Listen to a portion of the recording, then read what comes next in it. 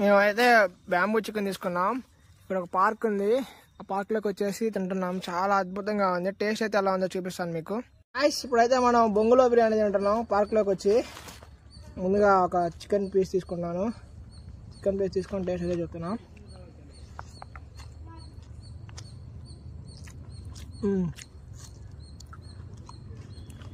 ఆ బొగ్గు ఫ్లేవర్తో బాగుంది గైస్. అంటే అది మాకు 700 పడింది. 700కి పడతా. రాత్రి మేనైతే పడతాయి. పర్లేదు, బాగుంది, చాలా బాగుంది.